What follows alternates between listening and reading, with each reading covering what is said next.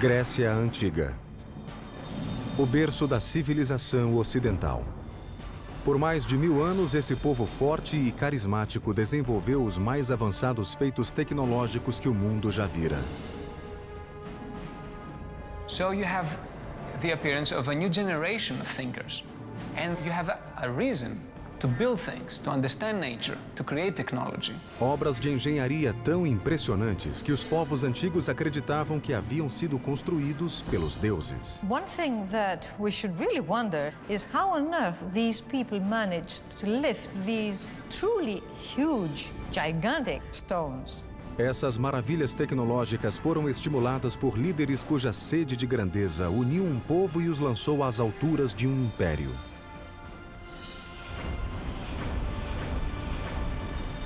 Mas essa brilhante explosão de cultura e criatividade sucumbiria vítima de batalhas ferozes que lançaram irmão contra irmão. Duelos mortais que levariam ao fim de uma era de ouro.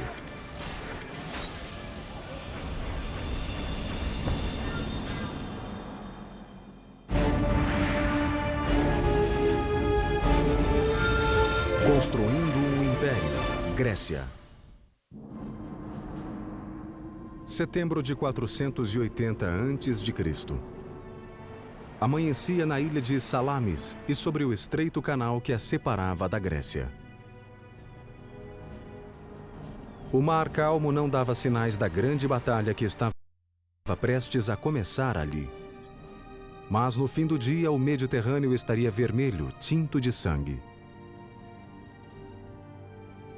Em jogo, nada menos do que o futuro e a independência da Grécia, um país de ilhas e cidades-estados que estava fora do alcance do maior império do mundo conhecido, a Pérsia. Persia was the world superpower of its day. Enormously wealthy, enormously self-confident, the greatest multi-ethnic, multicultural empire the world had seen. No horizonte, uma força invasora de proporções épicas.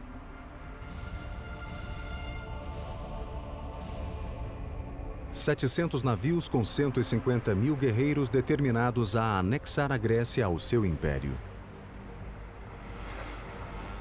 Mas um grego estava alerta e pronto para a batalha. Seu nome, Temístocles, um almirante e político ateniense que há anos se preparava para esse momento. But going up against Persia, the world's greatest superpower of the time, would be no day at the beach for Themistocles. Hello, I'm Peter Weller. First of all, the Greek naval fleet was outnumbered 2-1. Second of all, Themistocles faced the almost insurmountable problem of trying to unite a completely disparate and contentious group of warriors into one command. You see, the good news about the civic development of ancient Greece was the city-state. Each of these city-states was sort of a self-contained, self-reliant mini-country within Greece. But the bad news about the civic development of ancient Greece was the city-state. Because inasmuch as each of these city-states sort of spoke the same lingo, worshipped the same gods, there was really no sense of a national unity, and their only priority was their own particular regional and cultural agenda. At best, they didn't get along. At worst, they were violently at each other's throats. Se existia alguém que podia unir os atenienses, esse alguém era Temístocles. Um homem que não vinha da aristocracia e não se envergonhava que seus conterrâneos soubessem disso. He was always an outsider, and he saw himself as an outsider, and he prided himself on his lack of polish. He said that he might not know how to tune a lyre or to sing well, but he knew all you needed to know to make a city great and free. Não era a primeira vez que Temístocles enfrentava os persas. 10 anos antes, uma força persa menor invadira a Grécia pela primeira vez e lutara contra os atenienses e seus aliados na cidade de Maratona. Agora, Temístocles levaria aquela experiência para Salamis e concentraria sua estratégia em uma falha que ele detectara na máquina de guerra persa, a marinha. He understood that the water was not the Persians' natural element. Persia was a land power. In fact, Persian religion considered salt water to be demonic. Temístocles queria que os gregos construíssem uma marinha diferente de tudo o que o mundo já vira. O trabalho começou imediatamente em um ritmo intenso para construir uma frota de 200 triremes, o navio mais mortífero do mundo antigo. Trireme's about 130 feet long. It's light and sleek, and it's tipped with a wooden ram covered in bronze at the water level, and that is the offensive weapon of the trireme. Might think of the trireme actually as a guided missile. O trireme consistia de 170 remadores em 3 níveis separados. 62 no nível mais alto, 54 no meio e 54 no mais baixo. No nível mais baixo, os remadores sentavam-se tão baixo no porão do navio que seus remos ficavam a apenas 45 centímetros acima da linha do mar. So you have a ship, a wooden ship, that is powered from the oars. It can go up to 8 knots, or 9 knots, which is an amazing speed for the ancient world. And it can attack like a missile. And the rowers, of course, have to learn how to work as a team. They have to learn to row together in unison, which is an easy thing to begin to do, but a very difficult thing to master. A frota de triremes de Temístocles ficou pronta em poucos anos e no tempo exato. Na primavera de 480 a.C., a Pérsia lançou um maciço ataque contra a Grécia. Temístocles sabia que a frota persa era maior que o conjunto da frota grega na proporção de 2:1. Então ele engendrou um plano simples, mas ardiloso para manter os gregos unidos e nivelar as forças. He had to turn a disadvantage into an advantage, the fact that he had fewer ships than the Persians. So he had to lure the Persians, if you like, into such a battleground that they could not advance the whole ranks. So he can actually concentrate their power and strike it. So the best place that he could do that was at the Straits of Salamis. Temístocles engendrou um ardil para atrair a frota persa aos estreitos de Salamis. Themistocles was a very cunning man, a great trickster. Themistocles knew that the Persians preferred to win battles through diplomacy, through intimidation, and through buying traders. Na véspera da batalha, ele mandou um serviçal de confiança para o campo persa. O serviçal fez o papel de traidor, contando ao rei persa que os gregos estavam desorganizados e que, se os persas enviassem seus navios à noite, poderiam surpreender a marinha grega pela manhã. Os persas morderam a isca. And so at dawn, the Persians discovered to their shock that the Greek fleet, instead of being about to flee, was getting into battle formation, and that they, the Persians, would have to fight. So it was a perfect setup of a battle by Themistocles. 200 triremes, movidos por 34.000 remadores gregos, se dispuseram em linha, não cedendo espaço para os persas manobrarem nos estreitos. A armadilha funcionou perfeitamente. Os ataques se mantiveram pelo dia todo. Os triremes gregos cercavam os navios persas e depois arremetiam com suas vigas dianteiras. And the Persian officers died in unusually high proportions. A batalha foi tão confusa, caótica e apavorante que ao fim do dia os gregos sequer tinham certeza de terem vencido. Mas os milhares de cadáveres inimigos nas praias de Salamis revelavam uma decisiva vitória grega. Algumas fontes históricas afirmam que os persas perderam 200 navios e os gregos 40. Os persas que não tinham se afogado eram mortos por soldados gregos que esperavam na praia. Had the Greeks not won the Battle of Salamis, the Greek civilization, or ancient Greece, its values that we all share in our today's world, may never have been there. Após a formidável vitória em Salamis, Temístocles foi aclamado herói. Mas suas ambições pessoais começaram a fazer crescer o ódio de seus muitos inimigos políticos. Foi só uma questão de tempo até que a cólera da Assembleia transbordasse. Athens at this time had a practice called ostracism, an annual unpopularity contest, in which the people would vote for the politician who they felt was most disruptive, most dangerous to the political process, and they would exile him for 10 years. Em 471 a.C., Temístocles foi condenado ao ostracismo. Por uma assombrosa ironia, foi obrigado a pedir abrigo ao inimigo que tanto se esforçara para derrotar. ele nunca mais viu Atenas.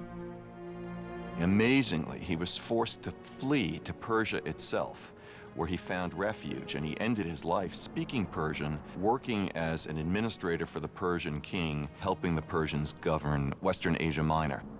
Temístocles desempenhara seu papel em uma épica história de poder e de conquistas que se inspirara em um passado glorioso.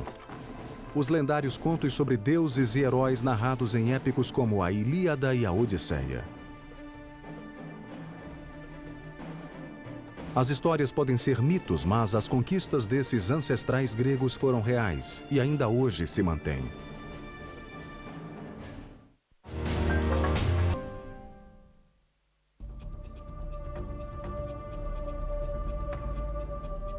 Por volta de 1300 a.C., um povo que falava uma forma antiga da língua grega habitou grandes porções da Grécia.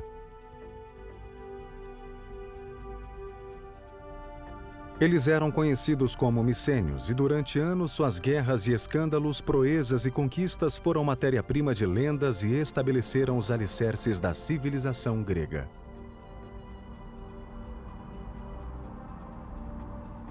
Micenas, a capital, era rodeada por uma cidadela maciça construída ao longo de 150 anos.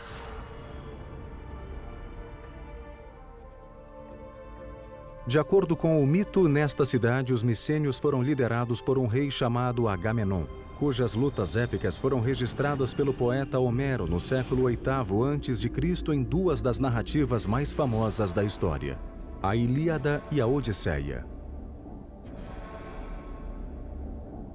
So, the Iliad was something like the Bible for ancient Greeks. It contained a moral story. It told you how you should live. It described gods, it described religion, but also described people. It described situations. It gave ideals that you should look upon. As narrativas da Ilíada e da Odisseia tornaram-se famosas. O sequestro de Helena por Paris, os 10 anos do cerco infligidos por Agamenon a Troia, e o gigante cavalo de madeira utilizado pelos gregos para entrar em Troia e destruir a cidade. Embora as proezas de Agamenon durante a Guerra de Troia tivessem sido heróicas, seu retorno a Micenas não teve uma recepção muito calorosa. Ele foi assassinado pela própria esposa.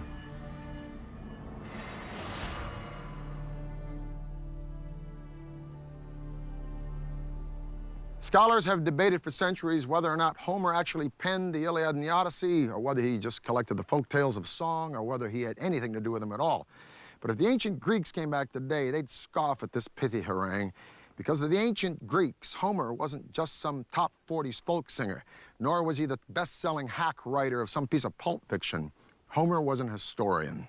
And these legends weren't the bedtime stories to be whispered to the kiddies before the oil lamps were blown out. These were accountable facts.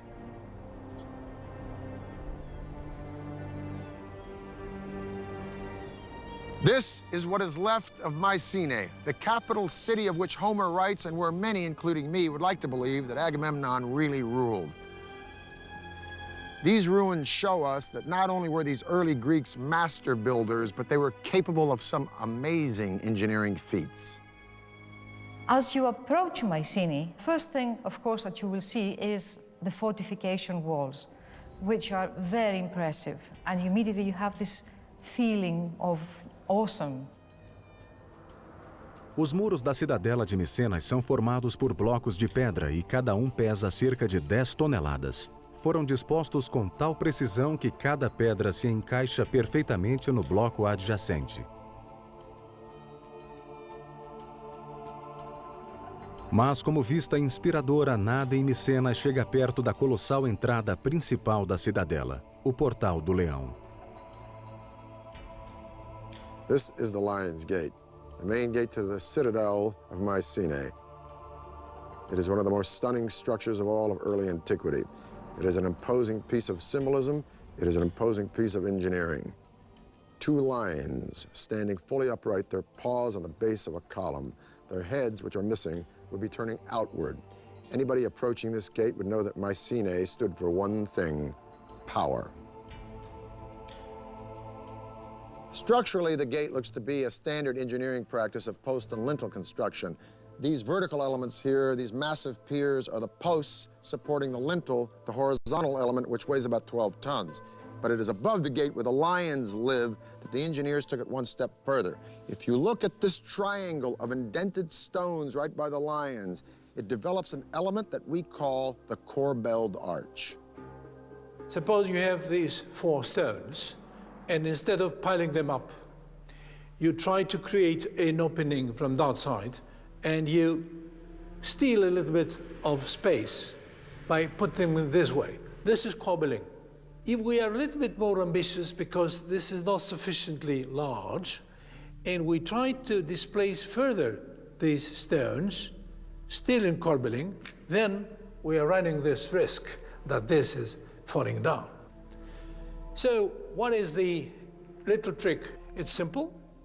You start putting counterweight behind each of these corbelled stones. Now, this triangle, first of all, we should say that this is a true Mycenaean innovation. This is something that we see for the first time, most probably worldwide. So in that sense, we are looking at something that's very innovative, very new. Os engenheiros micênios levaram o arco avançado passo além. Eles aplicaram a ideia para criar um revolucionário espaço interior com uma cobertura chamada abóboda. A cobertura era utilizada em apenas um tipo de construção: túmulos. Como os egípcios, os micênios construíram estruturas extraordinárias para abrigar seus líderes mortos. Esses túmulos chamavam-se tóloi. Suas construções partiram de algo que os engenheiros micênios nunca haviam feito. I mean, the circular form is completely absent in the architectural minds of the Mycenaeans. The Mycenaeans work with straight lines and right angles. So the circle is just for this kind of structure. So that makes the impression and the symbolism of the circle as related to death even stronger. Construir tóloi era gigantesco empreendimento de engenharia. O primeiro passo era cavar a lateral de uma colina. So they dug this trench, and this trench would form the dromos, which means in Greek road or way. In this case, it's a walkway to the tomb, and it's flanked on each side by these beautiful almond stones set in lengthwise and edgewise. Now, 3,200 years ago, in 1200 BC, a visitor approaching would walk down this dromos, and then he would be confronted by an unbelievably magnificent and stunning sight, this massive doorway. The doorway would be flanked by 2 fantastic columns carved out of solid green marble with zigzag and spiral designs going all the way up. Each one of these massive stones is 2.5 feet tall, and there are 33 rings of these stones laid out in a conical shape. Now, each layer of stone is laid over the lower one in a sort of protruding fashion. That's what we mean by the corbelled style. And then they're shaved down to make it all very smooth. In order for this structure to be stable, you need a constant pressure from outwards inwards, very much like a barrel, where you need this band, this metallic band around to keep the rings together. This pressure comes from the addition of earth. As they build, they add earth from around, and quite a lot of earth, and there comes a point when they have finished the beehive structure inside. At the same time, they have built a whole earthen mound on top. Por volta de 1100 anos antes de Cristo, essa civilização grega se desintegrou e desapareceu repentina e misteriosamente. There's lots of theories about that. I think the most dominant one is new tribes, new barbarian tribes came from the steppes, and they attacked the civilizations of Egypt, they attacked the civilization of Mesopotamia, causing disruption in the trade routes. But that became their fall. Com a queda de Micenas, a Grécia entrou na Era das Trevas. Por 4 séculos, sua cultura caiu em profundo torpor. Então, no 8º século antes de Cristo, as cidades-estados autonomamente começaram a se desenvolver e a florescer. cada qual forjando sua própria identidade e competindo por superioridade econômica, militar e tecnológica. Uma ilha grega em particular, Samos, veria a construção de um dos feitos de engenharia mais impressionantes do mundo antigo, movendo montanhas para levar água ao povo.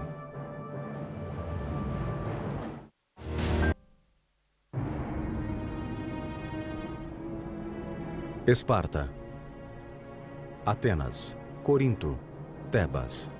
Estas são apenas algumas das mais de 100 cidades-estados que emergiram por toda a Grécia 400 anos após o desaparecimento da civilização micênia. Antes do advento da democracia na Grécia, muitas dessas cidades-estados eram lideradas por um único governante, chamado de tirano na Grécia Antiga. Por volta de 540 a.C., um tirano chamado Polícrates governou a ilha e cidade-estado de Samos, no mar Egeu Oriental. He was quite a player on the international scene. He made tactical alliances, not just with the Persians, but also, for example, with the Egyptians. He was an ambitious figure.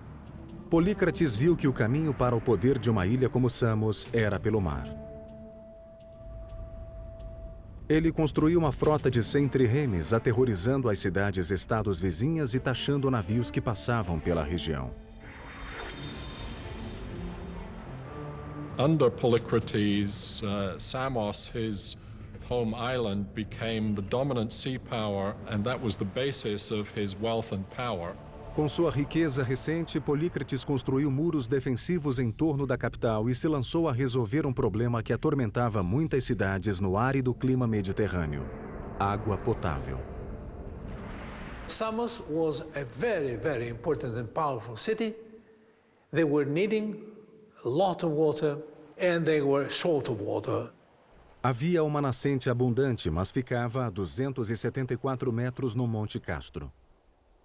Polícrates e seus engenheiros tinham que imaginar o modo de ligar a cidade à fonte. Construir um aqueduto em torno da montanha não era uma opção. You could construct a water supply system around the mountain, but the first thing a besieging enemy would do to cut off that water line, and there you are with your wonderful fortification, with your wonderful new walls, and you're drying out. A solução requeria algo fora do comum. Polícrates procurou um engenheiro chamado Eupalinos. Este veio com uma solução que literalmente significava mover uma montanha, um túnel que atravessasse o Monte Castro. Seria um projeto enorme e extenso. The time needed for such tunneling should be enormous. Therefore, the decision was taken to drive tunnels from both sides. This is a mathematical and a technical problem. Como os engenheiros da atualidade fizeram sob o Canal da Mancha, Eupalinos cavou túneis dos dois lados da montanha para que se encontrassem no meio. Para tanto, teria de se certificar que cada túnel começasse na mesma altura nos lados opostos da montanha. Os túneis também tinham que coincidir no plano horizontal. Caso contrário, eles passariam um ao lado do outro como navios na noite. Sem equipamento sofisticado de exame topográfico, era um notável desafio de engenharia. A teoria envolvia uma caminhada curta em torno de uma grande montanha. Simulando um caminho da fonte para a cidade em curtas linhas perpendiculares, Eupalinos podia medir cada pequena extensão para calcular dois lados de um triângulo retângulo. Com dois lados do triângulo conhecidos, a hipotenusa era o caminho do túnel através da montanha. O que tornava esse prodigioso feito de engenharia ainda mais impressionante é que envolvia não só um túnel, mas dois. O túnel principal foi cavado a uma altura e largura de cerca de 2 por 2 metros, para ser usado apenas como espaço de trabalho para cavar um segundo túnel adjacente e abaixo do principal e que serviria como aqueduto. O túnel de trabalho foi cavado em terreno plano e o do aqueduto na lateral e abaixo daquele. Esse segundo túnel precisava ter um leve declive que permitisse o fluxo suave da água em direção à cidade. O risco de vida era permanente naquelas escuras e perigosas entranhas da montanha. Once they were in the mountains, the difficulties must have been paramount because rock may be moving in unpredictable ways. Water may all of a sudden splash up and cause havoc. This was probably a constant danger. Apart from that, it was dark and needed to be illuminated, and you needed to constantly know where you are in order to keep your line straight. Após pequenos ajustes, as duas equipes se encontraram na metade do caminho, quase que exatamente onde Eupalinos originalmente determinara. Os pisos dos dois túneis se conectaram com apenas 60 centímetros de diferença, uma discrepância de menos de 1% do comprimento de 1.066 metros do túnel. Esse impressionante feito de engenharia pode ter sido o momento luminoso do reinado de Polícrates, mas sua sorte política não seria tão brilhante. The Persian governor on the coast of Asia Minor decided that that degree of autonomy that Polycrates enjoyed was unsuitable to the development of Persian power, and he was arrested and brutally tortured and crucified. Polícrates foi apenas um entre muitos tiranos que governaram as cidades-estados da Grécia Antiga entre 800 e 500 a.C. O poder de poucos sobre muitos era a única forma de governo que os humanos conheciam. Mas isto estava prestes a mudar. A cidade-estado de Atenas mudaria o curso da história. O líder visionário que faria isso acontecer se chamava Péricles. Seu legado seria um monumento eterno da Acrópole ateniense que se ergueu acima das nuvens. Um impressionante exemplo de precisão de engenharia chamado Partenon.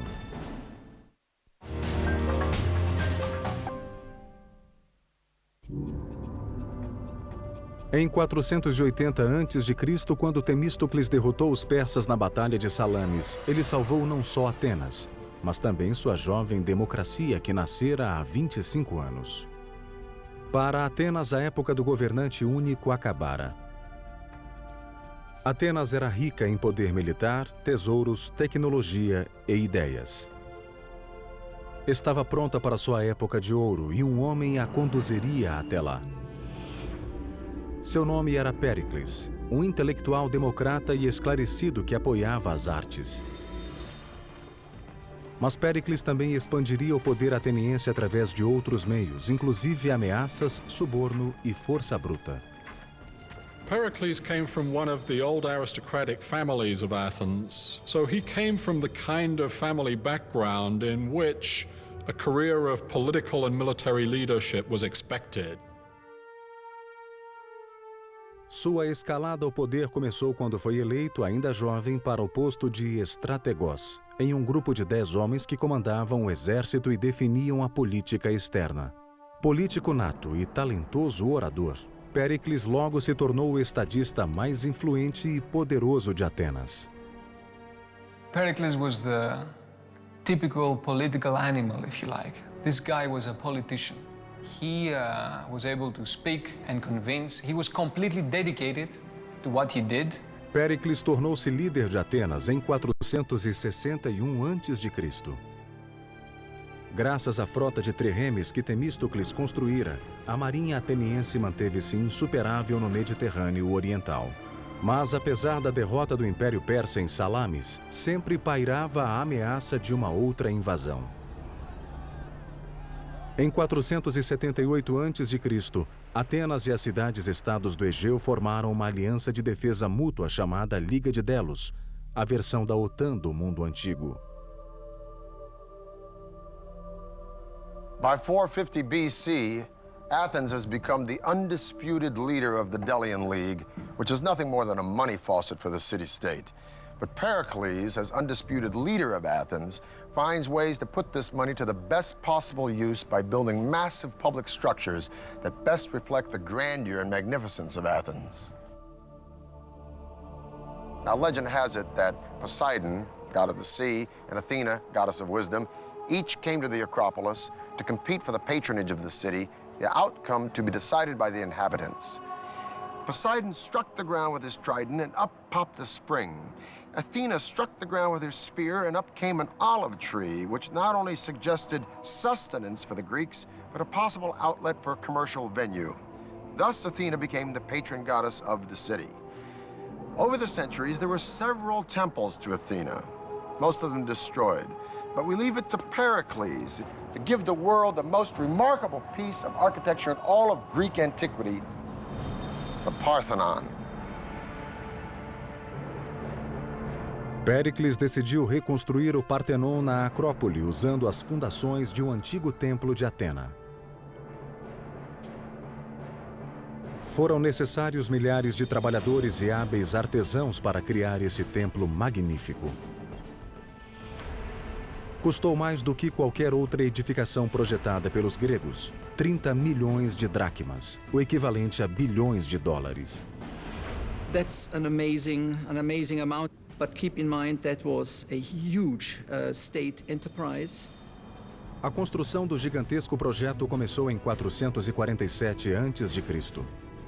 O Partenon deveria ter 2/3 de um campo de futebol. Suas dimensões externas, 70 metros de comprimento por 31 de largura.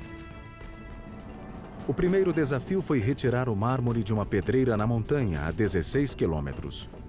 Ao todo, seriam necessárias 30.000 toneladas da delicada pedra branca. Na pedreira, os trabalhadores usavam as fendas naturais para retirar da montanha blocos gigantescos de mármore. The first step is to locate these cracks and calculate if this piece of marble is sufficient for my specific purpose. The second step is to put within these cracks both horizontal cracks and vertical cracks, wedges, iron wedges. Why? Because an enormous energy was given by hammering all these wedges simultaneously, so that the brittleness of the material makes further cracking. Com os blocos gigantes prontos, grupos de homens usavam alavancas, cordas e roldanas para manobrar o mármore e prepará-la para o transporte até a Acrópole. Acidentes eram frequentes. There was an enormous risk that this big block would slide further on, killing people underneath. Cortar e transportar o mármore da montanha foi apenas metade da batalha na construção do Partenon. Os engenheiros agora tinham que responder à questão: como levantar aqueles monstros de mármore de 10 toneladas e erigir o maior templo que o mundo já vira?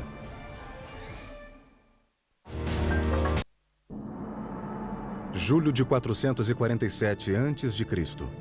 A construção de um magnífico templo começou na Acrópole ateniense. O Partenon era o grande projeto de Péricles, um líder dinâmico e ambicioso que levaria Atenas a uma idade de ouro jamais vista na Grécia Antiga. It was a statement. We are the most powerful city.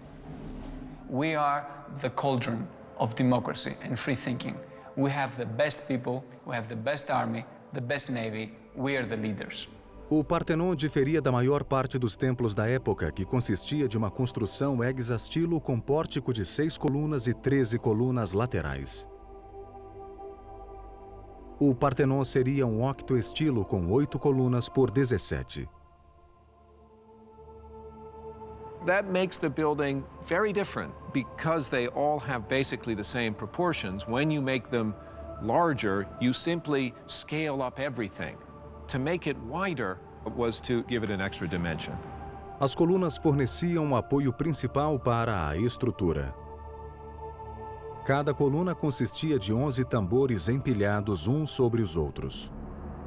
Como eram esculpidos, se encaixavam perfeitamente quando colocados em coluna. Para isso, o topo de cada tambor era dividido em 4 círculos concêntricos, com cada anel aplainado ou não, dependendo da intensidade necessária de fixação para se encaixar com o tambor seguinte. No centro de cada tambor, os pedreiros abriram um entalhe retangular de 15 centímetros de área e de 7 a 10 centímetros de profundidade. Depois, os carpinteiros inseriam cavilhas nos entalhes que serviam para alinhar e centralizar com o tambor de cima. O desafio seguinte era levantar os pesadíssimos tambores, sobretudo os das seções mais altas.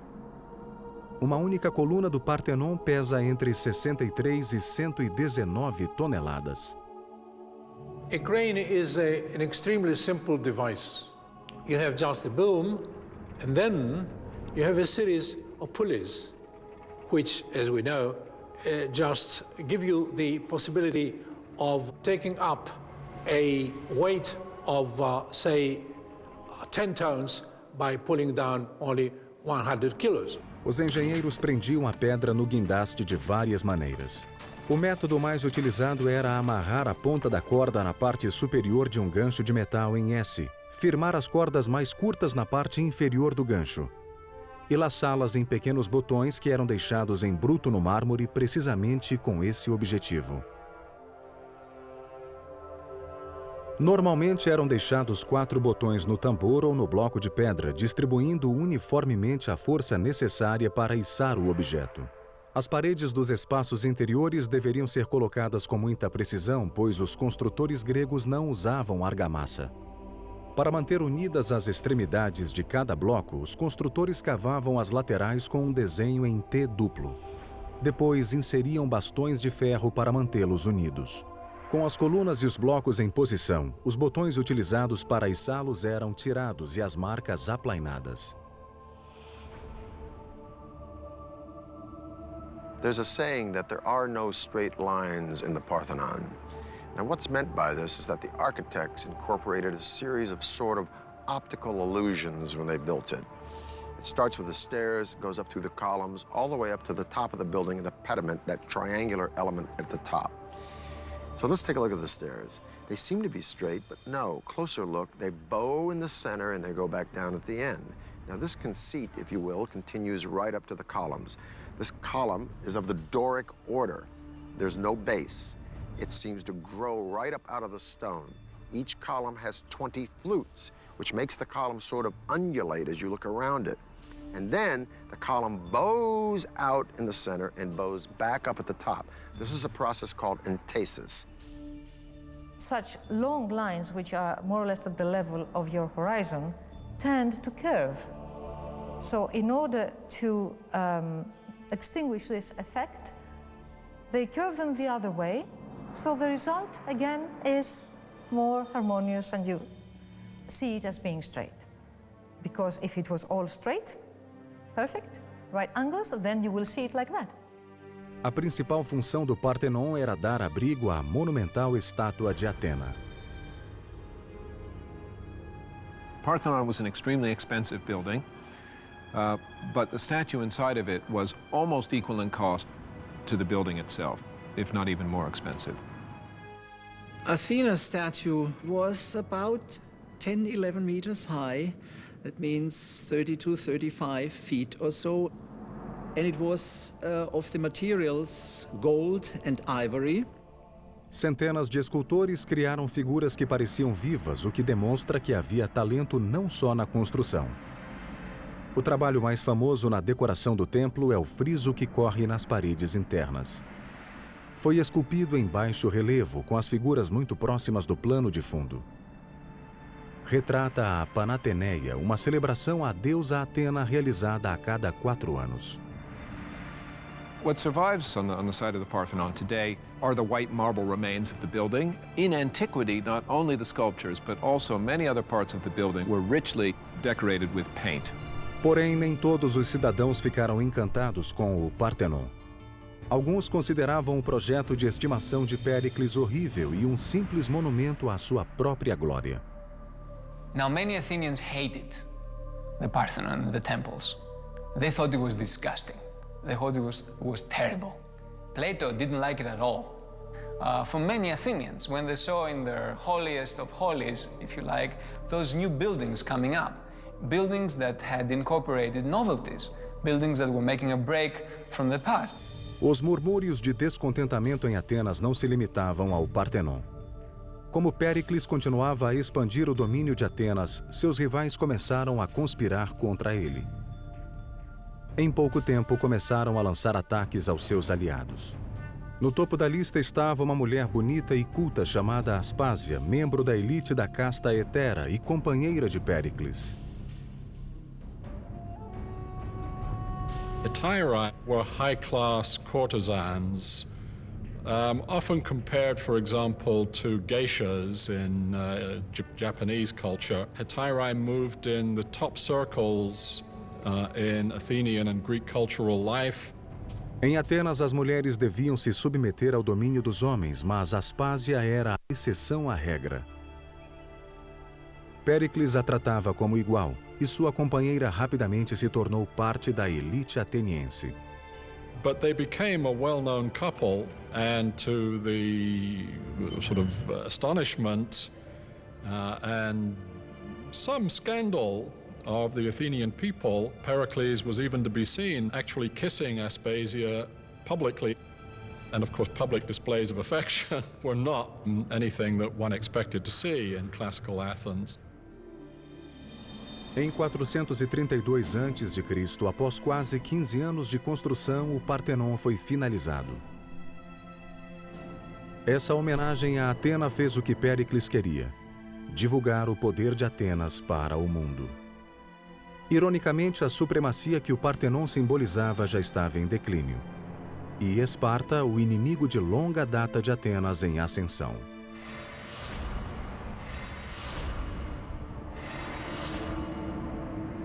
Once Athens had established this great alliance system, or as some people put it, this Athenian empire, and arguably that's what it became, the Spartans began more and more to look askance, as it were, at the Athenians, and eventually, by the 430s, to feel threatened by the Athenians.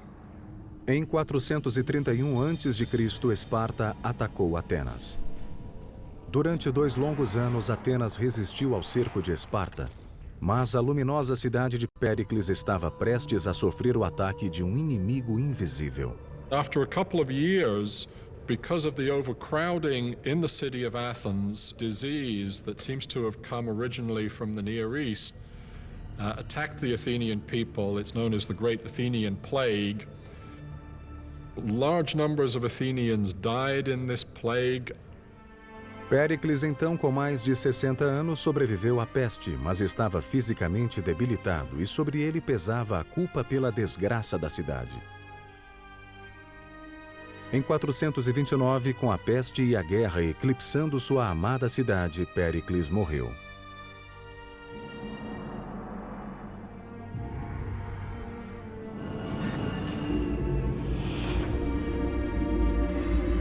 O conflito sangrento entre Atenas e Esparta, conhecido como a Guerra do Peloponeso, continuou por mais 25 anos.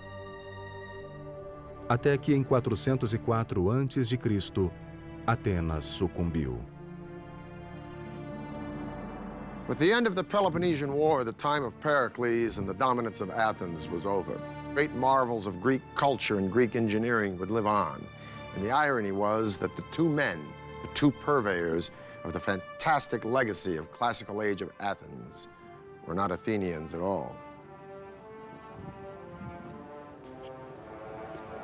The names of these two men would be synonymous not only with conquest, but with Hellenism, the spreading of the Greek ideal of culture and value throughout the world, right on up to our own modern day.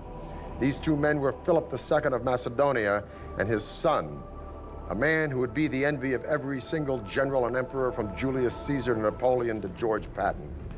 A man who would traverse most of his known world in his short 33 years, that student of Aristotle and self-proclaimed God, Alexander the Great. I'm Peter Weller for the History Channel.